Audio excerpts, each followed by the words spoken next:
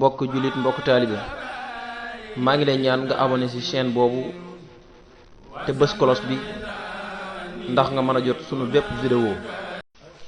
buur bu ñuy wax mbaaxaan bi mu tuubee daa am bis mu ñëw ci sëriñ Touba ànd ak ñu bari. sëriñ bi ne ko ñii ñu mu doon mu ne ko ñii ñooy ñi daan ànd ak man di ma tagg. sëriñ bi ne ko ndax ñi ngi koy man ba tey mu ne ko waaw. sëriñ bi ne ko nañu def ma gis. ñu tàmbali di ko tagg ba mujj mu simmi mbubbam mu mag jox leen. ñu di ko tagg ba mujj mu simmi mbubbam mu ndaw jox leen dese tubayu kese. sëriñ bi ne leen taxaw leen ndax lii mu leen jox mën naa koo jënd man ngeen ma koo jaay ci àjjana ju sell. ñu ne ko waaw joxaat ko ko.